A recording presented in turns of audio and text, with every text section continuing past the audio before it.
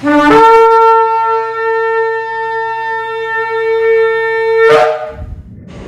Shalom, está la congregación Beit Tefilá del sector Candelaria en Arecibo, en la carretera número 2. Esta que le habla es la Roa y la doctora Maritza Rivera. Hoy comenzamos una nueva porción escritural, la parashá número 14, la parashá Vaerá. Y esta parashá la encontramos en el libro de Shemot, en el libro de Éxodo, capítulo 6, versículo 2, al capítulo 9 y versículo 35. Y Vaerá, un mejor, ¿verdad?, significa, ¿verdad?, y me mostré. Un mejor significado que significa y me mostré, me revelé, me presenté. Bendito el poderoso. ¿Qué vamos a estar estudiando aquí en esta parashá? En esta parashá, pues Yahweh se revela a Moshe utilizando las 4 expresiones de redención. Él promete sacar a los hijos de Israel de Egipto, redimirlos de su servidumbre, para después adquirirlo como su pueblo elegido en el monte Sinai. Luego Él los llevaría a la tierra que le prometió a los patriarcas como su eterno legado. Entonces Moshe y Aarón hablan con el faraón repetidas veces para demandarle en el nombre de Abacadosh, de Elohim, Yahweh, Sebaot, deja salir a mi pueblo para que me sirvan en el desierto. Y el faraón se niega en todas las veces. El bastón que tiene Aarón se vuelve también una serpiente, que vemos en esta parashá, y dice que se traga a todos los bastones mágicos de los brujos egipcios. Y Yahweh envía entonces una serie de plagas sobre Egipto, y las aguas del río Nilo, acuérdense que el río Nilo es lo más importante en Egipto, se vuelve sangre. Y una plaga de ranas azota la tierra, piojos infestan a todos los hombres y bestias, hordas de animales salvajes invaden las ciudades, la peste mata a los animales domésticos, dolorosas ampollas afligen a los egipcios. Y para la 7ª plaga, fuego y hielo se combinan para descender del Shamaim, del cielo, como una lluvia devastadora. Y aún el corazón del faraón se endureció más y no dejaba a los hijos de Israel ir como Yahweh había dicho a Moshe. Es una parashá súper interesante. Si usted pone el corazón en ella, usted va a aprender. Entramos inmediatamente en el capítulo 6 y versículo 3 y dice: y me aparecía Abraham, a Isaac y a Israel como Yahweh, como el Elohim Todopoderoso, mas por mi nombre, Yod-Hei, Vav-Hei, no me di a conocer a ellos. Esto no quiere decir que los patriarcas no sabían cuál era el nombre personal de Abba. La Torá concede gran importancia a la definición de los distintos atributos de nuestro Padre. Y así resulta, ¿verdad?, de este pasaje y de otros del Pentateuco. Los Shemot son nombres y nombres de Elohim usados en la Torá, nos hacen conocer al Ser Supremo por medio de sus distintos atributos. ¿Cuáles atributos? Como creador, como Adón de los ejércitos, como un ser absoluto, como un Elohim de amor, como un juez supremo, como un ser todopoderoso, como un Elohim de misericordia, y con muchísimos más podemos estar hablando, ¿verdad? Todo lo que caracteriza a nuestro Abba Kadosh, a nuestro Padre Celestial. En cuanto a nuestro versículo, parece ser que la intención es recalcar la intensidad de la fe de los patriarcas. ¿Comparándola con quién? Comparándola a la de Moshe. Entonces, de lo que resulta que los patriarcas jamás manifestaron duda de la magnitud ¿de quién? De nuestro Abba. Ellos oyeron y creyeron. Entonces ellos no tuvieron duda, ¿verdad?, de las formuladas por Moshe. Yahweh habló y ellos creyeron. Pero entonces, ¿qué pasa? Yahweh le habla a Moshe y manifiesta duda de una gran magnitud. Y entonces, ¿qué dice? Y al mismo tiempo le dice, miren cómo le habla a él: la majarejotá la manjase. Usted dice, enciéndame la luz, Roa, porque no veo. Está en hebreo. Lama jarejotá lahan hase. ¿Por qué has acarreado el mar a este pueblo? Es una pregunta de Moshe. Y luego le dice, Lama se shelantani.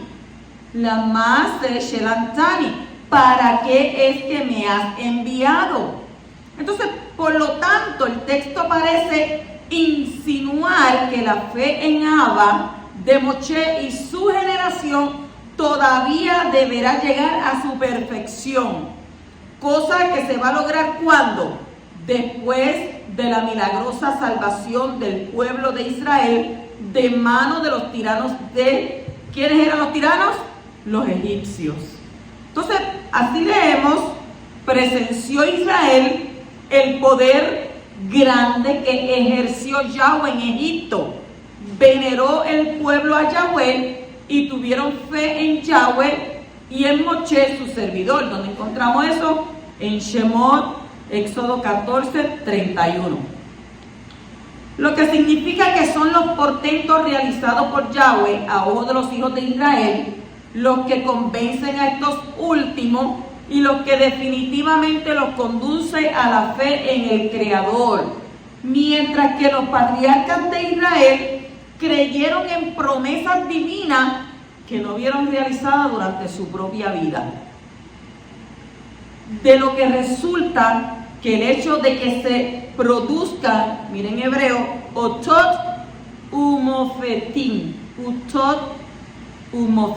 signos y portentos, en una generación y no en otra, no indicaría que la generación que ve la manifestación del poder de Yahweh es más merecedora que la otra que no lo vio.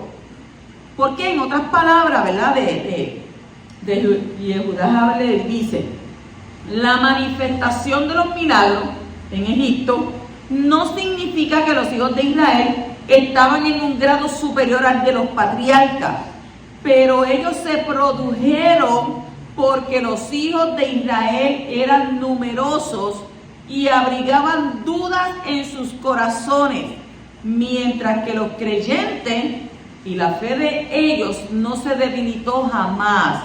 Y a pesar de los infortunios que los agobiaron, ¿qué? Durante toda su existencia. ¿Qué hay en tu corazón? ¿Qué duda hay en tu corazón? Seguimos en el capítulo 6, versículos 6 al 7, dice, por tanto di a los hijos de Israel, yo soy Yahweh, y os sacaré de debajo de las cargas de los egipcios, y os libraré de su esclavitud, y os redimiré con brazo extendido, y con juicio grande, y os tomaré por pueblo mío, yo seré vuestro Elohim, y sabréis que yo soy Yahweh, vuestro Elohim, que los sacó de debajo de las cargas de los egipcios. Advertimos acá 4 términos de liberación. Y los 2 primeros son 2 actos que corresponden ser hechos, pues un deber de librar al oprimido de manos de su opresor, mientras que el tercer término denota el juicio y el castigo a que se debe ser sometido el que genera el mal y lo practica. Pero empero estas 2 etapas, ¿cuáles son esas 2 etapas? La liberación del yugo del opresor y su sometimiento a juicio, incluidos los 3 términos, no son un fin en sí mismos, sino que son un medio para llegar a ser el pueblo de Elohim, ¿a través de qué? De la entrega de la Torá y el asentamiento en la tierra prometida por Yahweh a los patriarcas de Israel. Entonces, por otra parte, estos 4 términos de redención de nuestro versículo son el origen de la costumbre vigente en las noches del Seder de Pesach, que consiste en beber los Arba Kosot. Arba Kosot. ¿Qué son las Arba Kosot? Las 4 copas. Para recordar que la liberación de Israel de Egipto y de los 4 términos arriba mencionados. Las 4 copas que se beben en la celebración de Pesach son de la siguiente manera. la número 1, donde dice, os sacaré. Y esa es la primera copa llamada Kiddush. ¿Y es Kiddush de qué? De separación. Otros dirían santificación. La número 2 es, os libraré. Eso no fue lo que Abba le dijo. Los sacaré, os libraré. Y esta segunda copa se llama juicio. Juicio. Os redimiré. Es la tercera. Y tercera copa llamada ¿qué? Redención o bendición. Berajá en hebreo. Y la 4, os tomaré. Y esta cuarta copa llamada alabanza. O sea, si entonces la leemos como Abba dijo, te sacaré, te libraré, te redimiré y te tomaré. Y entonces en la parte de su significado, te separaré, haré juicio, te voy a redimir, dándote bendición y tú darás alabanza. ¿Ah? Mire qué poderoso es nuestro Abba Kadosh. Todo lo tiene, mire, calculado y no fríamente. Todo está dispuesto como Él lo quiere que sea. Claro que nuestro pensamiento finito no podemos pensar más allá, porque a veces nosotros como personas nos ahogamos en un vaso de agua. Tengo esto, tengo aquello, yo no sé qué hacer, no veo salida, ¿no? Y entonces vaya, ¿qué problema es el que tú tienes? Tranquilo, mira, yo voy a mover esto de aquí, voy a sacar esto de acá y ahora pasa con libertad. En eso se especializa nuestro Padre Celestial, en quitar toda piedra y obstáculo del camino. ¿Para qué? Para que el que es justo, para que el que es creyente, para que el que le sirve en espíritu y en verdad, en Ruach y Emet, como dice su palabra, su pie no tropiece en piedra. Bendito el poderoso. Capítulo 6, versículo 12 dice, pero Moshe habló delante de Yahweh diciendo, he aquí los hijos de Israel no me han escuchado. ¿Cómo pues me escuchará Faraón siendo yo torpe de palabra? A veces Abba Kadosh te envía a hacer algo y la gente comienza ¿a qué? A buscar sus propios defectos. Nadie te los dice, pero tú comienzas a resumir tus propios defectos. Ay, yo soy así, ay, yo esto, yo aquello, yo lo otro. Entonces, si nos ponemos a ver aquí en esta parashá, es la 7ª vez que Moshe Rabenu se opone a Abba. 5 veces lo hizo antes, ¿en dónde? En la zarza ardiendo, y 2 veces en Egipto. Usted lo puede buscar en capítulo 5, versículos 22 al 23. Cuando dice torpe de palabra, literalmente dice que obstruido de labios. Y en hebreo se llama Haral Sefatayim. Haral Sefatayim. Y por otra parte llama la atención esta afirmación de Moshe, ya que Yahweh le había dicho que ¿qué le dijo Yahweh? Que iba a ser Aarón, su hermano, el que iba a ser el portavoz y el que iba a hablar ante el faraón. Eso usted lo ve en Shemot, en Éxodo 4:16. Por lo que el comentarista Sefo sugiere que Moshe habría creído, se pensó, imaginó que la intervención de Aarón era solamente para el primer encuentro con Faraón y no para los sucesivos, porque no fue una sola vez que ellos tuvieron que ir frente al Faraón. Entonces, por otra parte, después de la salida de Egipto, Moshe nunca más va a volver a quejarse por su falta de vocalidad, lo que va a indicar que Aarón va a seguir ¿qué? Siendo su portavoz. Según Rashi, la palabra orla, la forma femenina de aral, siempre significa obstrucción. Entonces, tenemos un ejemplo sobre esta palabra en Jeremías y Irmiyá, capítulo 6 y versículo 10. Continuamos en el capítulo 6, versículo 13. Dice, entonces el Adón habló a Moshe y Aarón y les dio órdenes. ¿Para qué? Para que los hijos de Israel y para Faraón, rey de Egipto, a fin de ¿qué? De sacar a los hijos de Israel de la tierra de Egipto. Ahí vamos a detenernos. Las palabras de quién tienen más fuerza, según tenemos ahí nuestro versículo. Las palabras de quién tienen más fuerza. Moshe habló al pueblo y le habló de unas promesas fantásticas de liberación de la esclavitud, de la introducción en la tierra prometida a los padres con el privilegio de tener al Creador como su Elohim. Pero los hijos de Israel no escucharon a Moshe por la angustia que ellos estaban pasando. Entonces, anteriormente, los jefes hebreos se habían rebelado contra Moshe, reprendiéndole por haber agravado la carga del pueblo. O sea, tú viniste a arreglar algo y lo que has hecho es que lo has empeorado. ¿Cómo te vamos a creer a ti que tú nos vas a ayudar a liberarnos, a salir de todo? Oiga, yo quiero que usted vaya escuchando a este pueblo, porque le reprendieron a Moshe, porque le dijeron, por culpa tuya, la carga se ha agravado. Entonces, ¿qué pasa? El poderoso a Moshe, le ordena hablarle a quién, al faraón, para que dejara salir a los hijos de Israel de su tierra. Pero el faraón no había querido escuchar antes, sino que había puesto más presión sobre el pueblo por las palabras que Moshe le había transmitido. Por eso es que Moshe dijo que si el pueblo no le había querido escuchar, cuánto menos. La verdad que tú eres tremendo. Si la gente a mí no me oye, a la gente no me le importa lo que yo le estoy diciendo, ¿me va a venir a escuchar a mí el faraón? Faraón corto de labio. No me va a escuchar. Entonces, así que las palabras del pueblo se oponían a las palabras del Creador, y las palabras del faraón se oponían a las palabras del poderoso, y las palabras de Moshe se oponían a las palabras del Creador.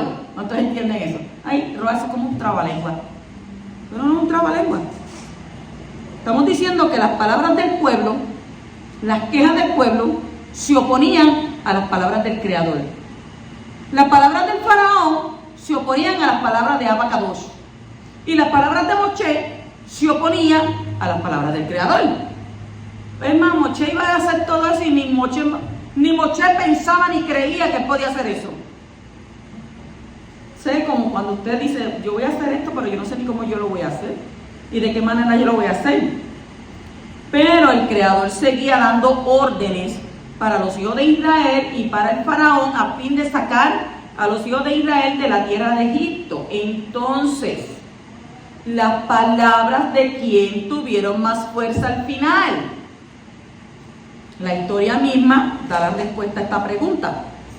Entonces, las palabras del pueblo no tuvieron éxito. Las palabras del faraón perdieron su fuerza. Y las palabras propias de Moshe cayeron a la tierra sin poder cambiar el propósito divino. Pero lo que había dicho nuestro Abacadosh, nuestro poderoso, se cumplió al pie de la letra. Él dice y hace. Entonces, las palabras de los hombres que se oponen a lo que ha dicho Abba van a perder su fuerza, aunque ahora parece que tienen mucha influencia en su contorno. Pero el consejo del Creador permanecerá para siempre. Bendito sea el hombre que sabe colaborar con las palabras de nuestro Creador. En el Salmo 33, 8, 11 nos habla: tema al Creador toda la tierra, también en su presencia todos los habitantes del mundo. ¿Por qué? Porque Él habló y fue hecho. Él mandó y todo se confirmó. Y el Adón hace nulo el consejo de las naciones, frustra los designios de los pueblos. El consejo del Adón permanece para siempre, y los designios de su corazón, ¿de qué? De generación en generación. Y yo te digo entonces, no hables en contra de lo que el poderoso ha dicho. Tú solo vas a dañarte a ti. Solamente te dañarías a ti mismo y a los que te rodean. Entonces recibe sus palabras en tu corazón, créelas, háblalas, vívelas, y con el tiempo tú las vas a ver cumplidas. En 1 de Kefas, capítulo 4, versículo 11 dice: el que habla, que hable conforme a las palabras de Yahweh. Por eso la gente siempre me dice, ay, pero tú lo único que hablas es como si... Pues si yo tengo que hablar la escritura, porque ahí me lo está diciendo. Si tú vas a hablar, habla conforme a lo que está en la palabra de Abacadosh. No es la mía, es la de él, pero conforme a lo que él dice. Porque cuando estás necesitado, cuando estás enfermo, cuando estás esto, clama a mí y yo te responderé. Haz tefilá, haz oración, yo inclinaré mi oído y te voy a escuchar. Te voy a sanar, te voy a restaurar, te voy a liberar. Pero ¿cómo? ¿De qué manera? Cuando tú te acerques a ¿quién? A mí. ¿Y qué hagas? Hables conmigo. Seguimos el capítulo 6, versículo 18, dice: los hijos de Kehat, Amram, Yitzhak, Hebrón y Uziel. Y los años de la vida de Coat fueron 133 años.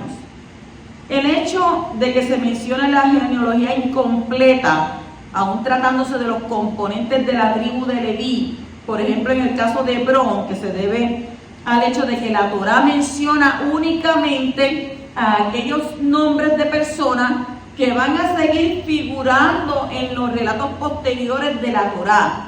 Y el ejemplo notorio es que aquí no se habla de los hijos de Itamar, los hijos de Aarón, ya que ellos no van a aparecer luego en ningún lugar de la Torá.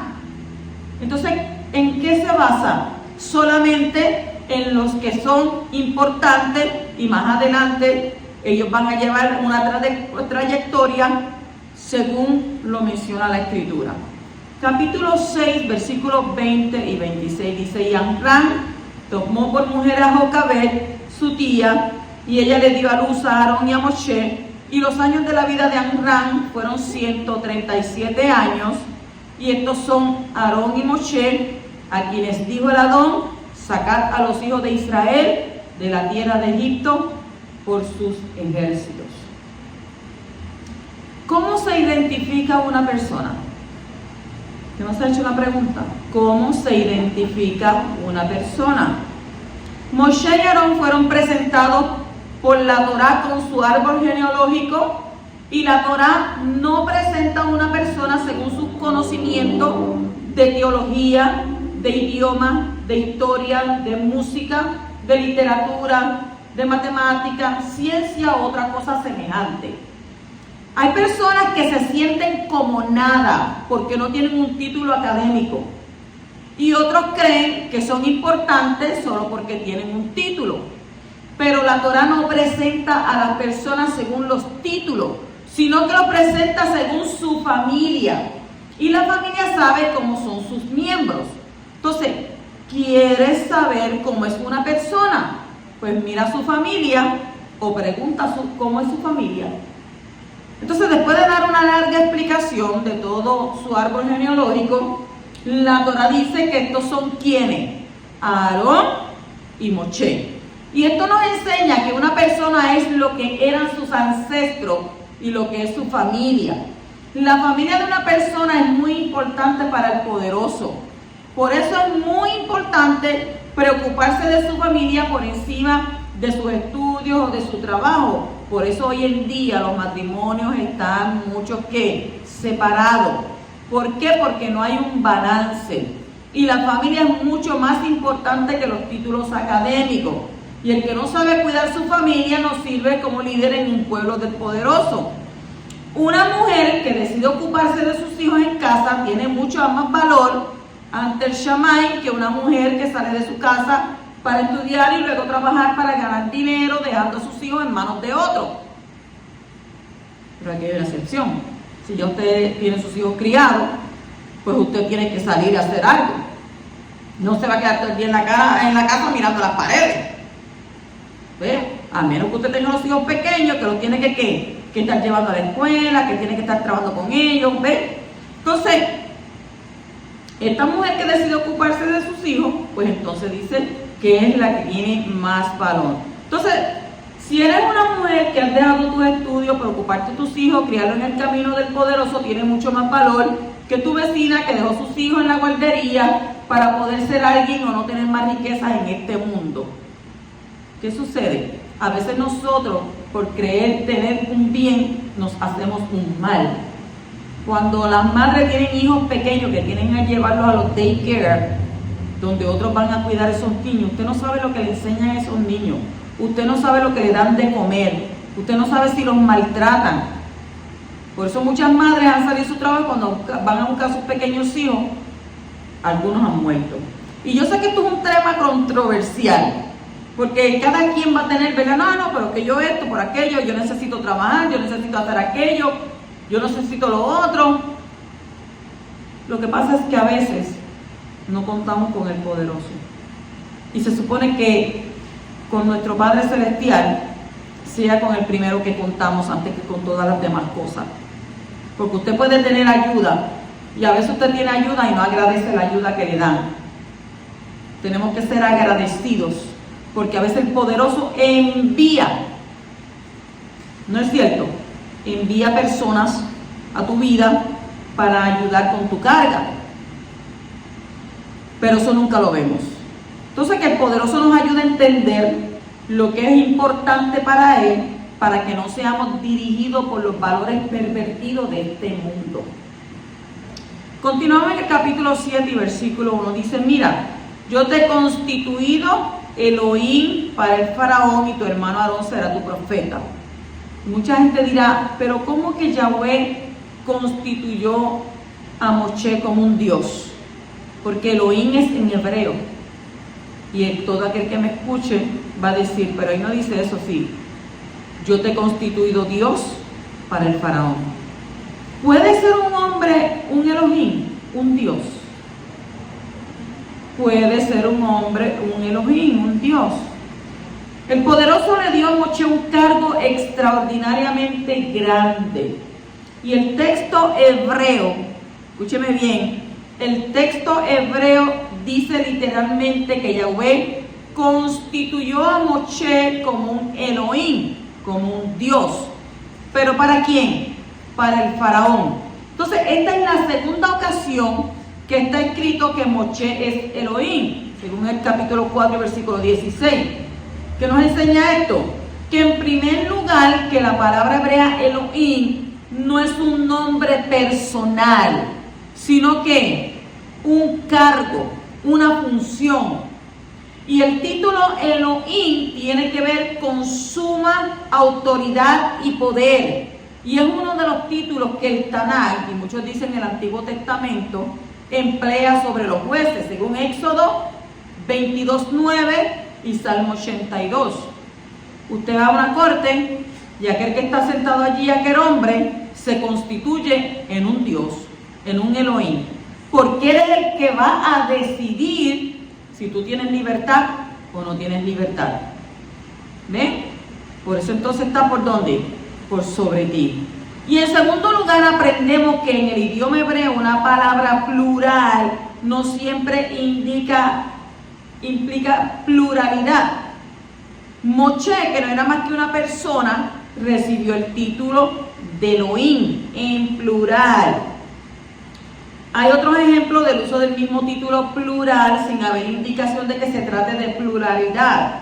El dios falso, el Elohim falso, Baal, es llamado con el título Elohim. Búsquelo en Jueces, capítulo 8, versículo 33, y Primera de Reyes, capítulo 18, y versículo 27, sin ser más que uno. Entonces, por lo tanto, hay que entender la forma plural como una ampliación del cargo y no como una pluralidad de personas o personalidades. Y el plural es usado en el texto hebreo, no en español, hebreo, de manera semejante a la mayúscula al principio de los nombres en el idioma castellano. La función de un Elohim, de un Dios, implica una responsabilidad y una autoridad sumamente grande. Como un representante autorizado por Moshe tenía el poder para hablar palabras poderosísimas, como el Abacadosh mismo. Además tenía el poder para hacer milagros poderosos las veces que él quería. Milagros poderosos las veces que él quería. Y el que ha recibido tanta confianza del Poderoso es porque ha sido aprobado en sus exámenes y ha mostrado una fidelidad extraordinaria. Entonces, cuanto más fidelidad una persona le muestra a nuestro poderoso Rey, más autoridad y responsabilidad es capaz de administrar. Entonces, Moshe era un hombre que fiel.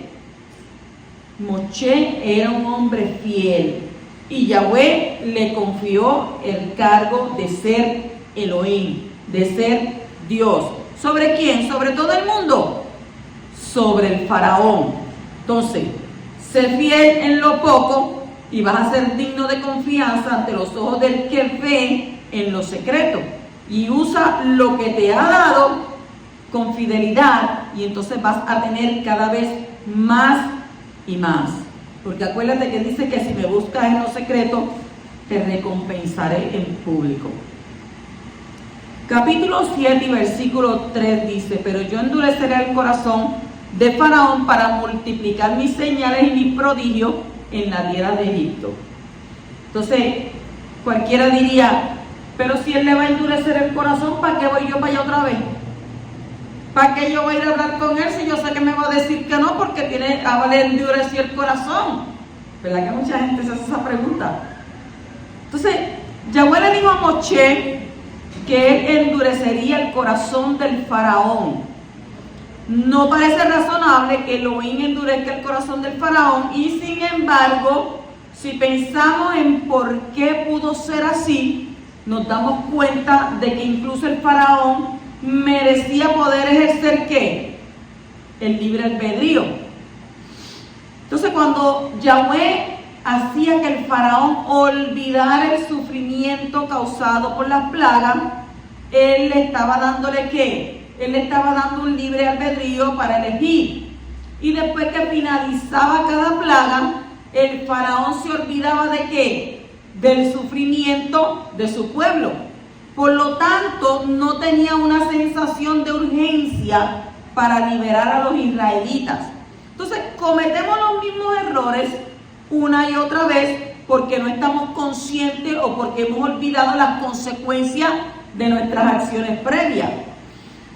Sin este entendimiento, no tomaremos decisiones distintas que nos acerquen a la luz del Creador.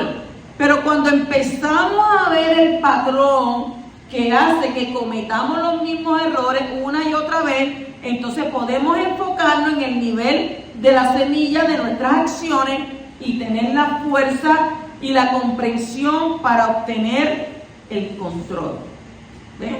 ¿Cuántos entendieron eso?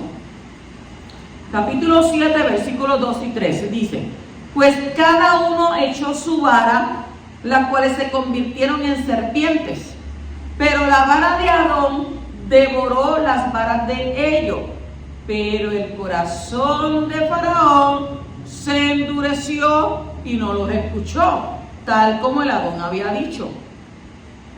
¿Quién gana una discusión? ¿Quién gana una discusión? Cuando hay un enfrentamiento verbal, y quiero que me pongan atención en esto, entre dos personas con ideas opuestas, es muy común que los dos intenten ganar. ¿Qué van a ganar? Ganan la discusión con argumentos que hagan débil al oponente, porque la gente discute, pero siempre, por eso hubo un programa ¿Quién tiene la razón? Y aquí no se trata de tener la razón. Entonces, el que tiene la mente hinchada con orgullo intelectual pensará que podrá ganar la discusión con los argumentos más aplastantes para que el oponente se sienta humillado e ignorante ante su brillante conocimiento y argumentación. Y este tipo de discusión solo sirve para alimentar el orgullo y fortalecer el yetzer hará, la mala inclinación, la carne. Entonces no es el que gana una discusión el que puede presentar el argumento más fuerte. Es posible que gane la discusión en sí, pero la persona que se siente humillada por la actitud del que es más astuto muchas veces seguirá creyendo lo que quiere simplemente porque no está dispuesto a someterse a la actitud del otro. El enfrentamiento de poderes entre Moshe y los magos de Egipto es un ejemplo de esto. A pesar de que la vara serpiente de Aarón tenía más fuerza que las varas serpientes de los magos y las devoró. Allí no hubo ningún cambio de actitud en los magos ni en el faraón. No hubo cambio.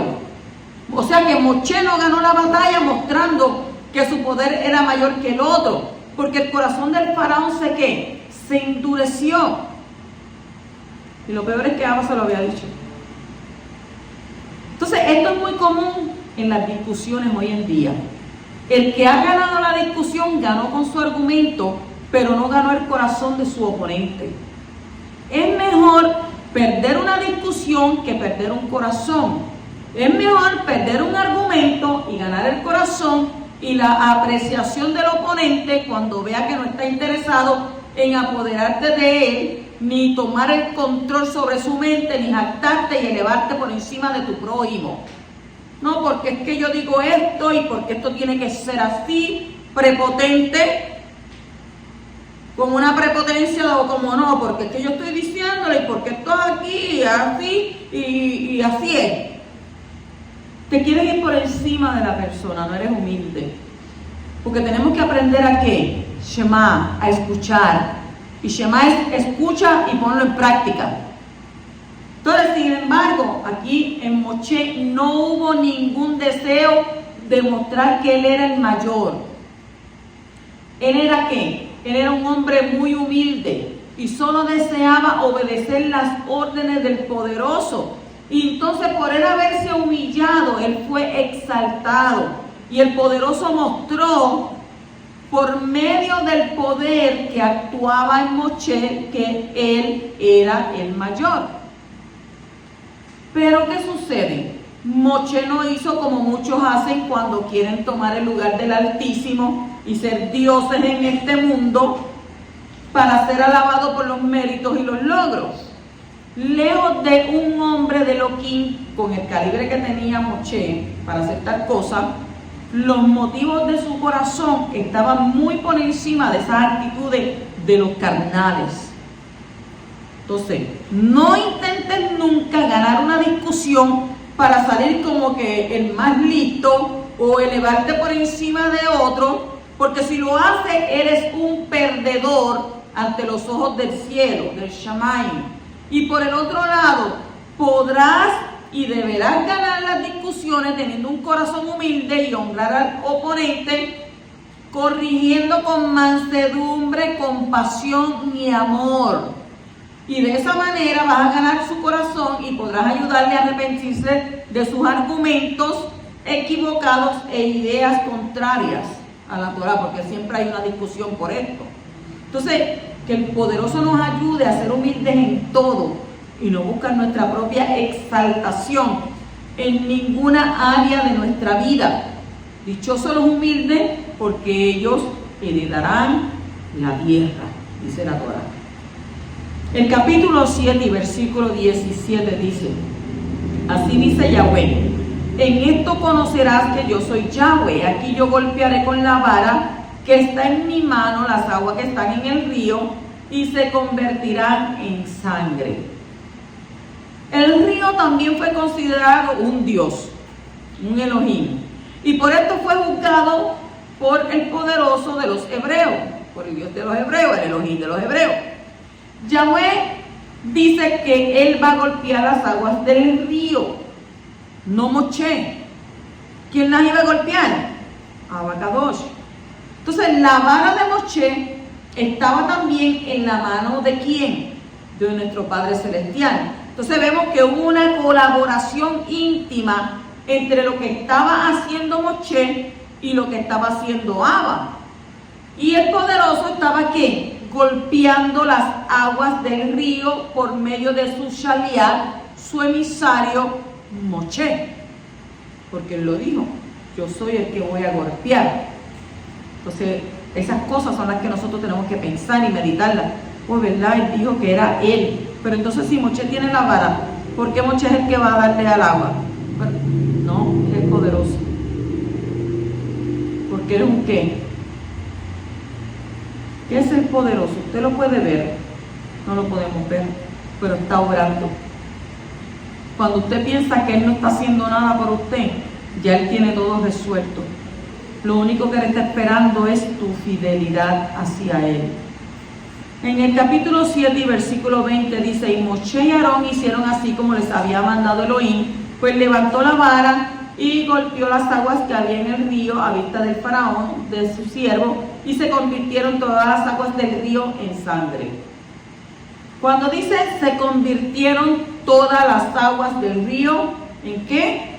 En sangre. La sangre representa juicios, pero el agua también representa los juicios. Y usted dirá, ¿cómo va a ser eso? Pues sí, porque el agua no solo le trae bendiciones y abundancia al hombre, sino que también puede ser un instrumento de castigo, como vemos en la Torá, tal como Yahweh, que ahogó a la malvada generación del diluvio, o como los tsunamis, o como las tormentas torrenciales, o como, ¿qué más? Inundaciones y demás cosas. Entonces, debido a su maldad, los egipcios despertaron el juicio hacia ellos, y el agua que normalmente les traía bendiciones y abundancia, ¿qué pasó? Se transformó en sangre. Y entonces eso fue ¿qué? Un vehículo del juicio del Todopoderoso. Capítulo 8 y versículo 12 dice: entonces Moshe y Aarón salieron de la presencia de Faraón, y Moshe clamó a Yahweh acerca de las ranas que él había puesto sobre Faraón. ¿Por qué hay que clamar al Poderoso? ¿Por qué hay que clamar a Él? Él dice en su palabra: clama a mí y yo te responderé. A pesar de que Abba había planeado quitar las ranas, no podían ser quitadas sin la colaboración del hombre. ¿Hacía falta qué para quitar esas ranas? Hacía falta la tefilá, la oración de Moshe. Y el texto hebreo dice que Moshe clamó. En hebreo es Vayitsak. Vayitsak. Y al Poderoso, ¿para qué? Para que las ranas fueran quitadas. ¿Por qué Moshe tenía que clamar si el plan de Abba era quitarlas? Porque él tenía que clamar. Es obvio que Abba busca ¿qué? Colaboradores para cumplir sus propósitos en la tierra. La primera vez que la palabra Sak aparece en la Torá es en Génesis, Bereshit, capítulo 4, versículo 10, donde habla de la sangre de Abel. ¿Quién era Abel? Abel. Dice que clamaba desde la tierra. Y la segunda vez que la palabra aparece es en Bereshit 27:34, donde está escrito que Isaac clamó con un grande y amargo clamor cuando supo que había perdido la bendición de su padre. La tercera vez que la palabra Sak, y yo dije que Sak era ¿qué? Aparece también en Génesis 41:55, donde dice que el pueblo de Egipto clamó al faraón por pan, por leña. Sak es clamor. Entonces, esto nos enseña que tenemos que clamar al Shammai en ciertas ocasiones para que el plan del Poderoso se cumpla aquí en la tierra. Porque dice la palabra: lo que tú atarás aquí en la tierra será atado aquí, en los Shammai, y lo que tú desates allá será desatado aquí. Entonces, uno de los propósitos más importantes de la oración es que la voluntad de Yahweh se cumple en la tierra como se cumple en el Shammai. Y muchas veces hace falta que clamar para que Abba nos pueda contestar. Entonces, y usted dirá, ¿y por qué hay que clamar si Abba escucha los pensamientos? El Poderoso no necesita nuestro clamor. Nosotros necesitamos clamar a Él. Y el que clama a Él usa energía en su oración.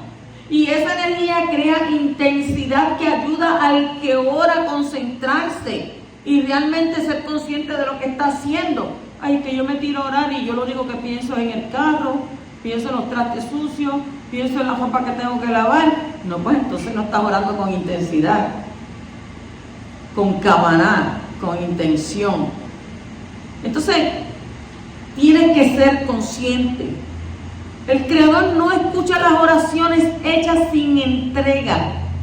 Y si uno ora sin pensar en lo que ora o sin realmente creer en lo que está pidiendo, su oración no va a hacer ningún efecto. El clamor es una ayuda. ¿Para qué? Para intensificar la tefilá, para intensificar la oración. Y el clamor de un justo desata los poderes sobrenaturales. El clamor de un justo libera las cadenas de incredulidad. El clamor de un justo libera de la opresión demoníaca. El clamor de un justo le saca de la prisión emocional. El clamor de un justo mueve el brazo del poderoso. Pero el clamor de un justo, las fuerzas del mal tiemblan. Por el clamor de un justo es necesario para que los planes de Abba se cumplan aquí en la tierra. Entonces, tú que eres discípulo del Mashiach, clama al Shammai. Y entonces vas a ver la mano poderosa de nuestro Creador. Y así que, ¿verdad? El poderoso cumpla su propósito en tu vida. Cuando tú te vayas en rodillas, tefilá, delante de Él, y te vayas haciendo ¿qué? Clamor. Clama a mí, dice Abba, y yo te voy a responder. Porque dice, clama a mí, yo me voy a hacer el que no te escucho. Por supuesto que va a escuchar. Capítulo 8 y versículo 23 dice, yo haré distinción entre mi pueblo y tu pueblo. El Creador sigue separando entre la luz y las tinieblas. Hay diferencia entre los hijos de Israel, que son hijos del Creador, y los hijos de los demás pueblos. Ser Kadosh significa ser diferente, ser separado, ser apartado. Si el pueblo quiere ser igual que las demás naciones, entonces está perdiendo su luz. Y esa luz es la luz que viene de la Torá, como está escrito en Mateo capítulo 5, versículo 14 al 17, que nos dice, vosotros sois la luz del mundo. Una ciudad situada sobre un monte no se puede ocultar, ni se enciende una lámpara y se pone debajo de un almud, sino sobre el candelero, y alumbra a todos los que están en la casa. Así brille vuestra luz delante de los hombres, para que vean vuestras buenas acciones y exalten ¿a quién? A vuestro Padre que está en los Shammai. No penséis que he venido para abolir la Torá y los profetas. No he venido para abolir, sino ¿para qué? Para cumplir. Así que nosotros también tenemos que cumplir con esta palabra. Capítulo 8 y versículo 32 dice, pero Faraón endureció su corazón también esta vez, y no dejó salir al pueblo, y el Creador endureció el corazón de Faraón y no los escuchó, tal como Yahweh había dicho a Moshe, pero en verdad, por esta razón te he permitido permanecer. ¿Para qué? Dijo, para mostrarte mi poder y para proclamar mi nombre en toda la área. ¿Quién endurece el corazón? ¿Quién endurece el corazón? La Torá nos enseña, por un lado, que el faraón endureció su corazón y por el otro lado, el poderoso endureció el corazón del faraón. Entonces, ¿quién endureció su corazón? Si una persona se niega a humillarse ante el llamado de arrepentimiento de Abba, ella misma está endureciendo su corazón. No Abba, es ella misma. Entonces, el Creador es muy compasivo y paciente con el hombre. Entonces, ¿qué hace Él? Él intenta llevarle al arrepentimiento muchas veces y de muchas maneras. Pero si la persona insiste en pecar, en transgredir, sin hacer caso al llamado divino, entonces su corazón es endurecido y con el tiempo no va a haber posibilidad para el arrepentimiento. Y entonces esa alma ya estará perdida para siempre. Cuando alguien se opone a las cosas del poderoso y no quiere sujetarse, dice que Él le envía un espíritu de error. ¿Lo dice o no lo dice la Torá? Entonces, al principio es la persona misma que endurece su corazón, como en el caso del faraón, porque él tenía libre albedrío. Entonces, luego el poderoso fortaleció el deseo del corazón del faraón para que pudiera mantener su postura de resistencia ante tantas evidencias del poder del Creador. El caso, Faraón ya estaba perdido. Ya ese hombre estaba. Entonces, él mismo había elegido ¿qué? El Faraón eligió no humillarse. Él mismo se había endurecido. Y entonces por eso no hubo manera de que su alma pudiera ser rescatada y salvada. ¿Por qué? Porque ya estaba perdido. Sin embargo, el Creador se aprovechó de esta situación y utilizó la dureza del Faraón, reforzó su corazón para que pudiera seguir resistiendo con un fin muy específico, para que su poder milagroso fuera ¿qué? Mostrado. Y entonces su nombre fuera proclamado por toda la tierra. O sea que él estaba ayudando a Abba para que sucediera esto. Entonces, sin la resistencia del Faraón, no hubiera habido lugar para las 10 plagas ni los milagros portentosos. ¿Por qué? Porque el alma del Faraón estaba que ya perdida, pero no su misión en este mundo. Entonces Yahweh lo utilizó en su dureza para cumplir sus propósitos con su pueblo. Bendito sea el poderoso que puede entonces, ¿verdad?, utilizar todas las cosas para llevar a cabo sus planes. No endurezcas tu corazón ante el llamado del poderoso. Humíllate, pídele un corazón blando, porque es peligroso cuando el corazón de alguien se cierre o se endurezca. Que entonces el poderoso nos libere de eso. Porque hay corazones que se tornan corazones de piedra, y lo dice la Torá. Cambia mi corazón de piedra por un corazón de carne. Dame un nuevo corazón. Un corazón que te adore, un corazón que te alabe, un corazón que te busque, un corazón que no se olvide de ti, un corazón que no se deje llevar y arrastrar por todo lo que vemos en este mundo. ¿Por qué? Porque dice la palabra, todo es pasajero, todo va a pasar, mas mi palabra no pasará. Capítulo 9, versículo 29 dice, y Moshe le dijo, tan pronto como yo salga de la ciudad, extenderé mis manos a Yahweh, los truenos cesarán y no habrá más granizo, para que sepan que la tierra es de Yahweh. ¿De quién es la tierra? El Todopoderoso es el creador de los cielos y la tierra.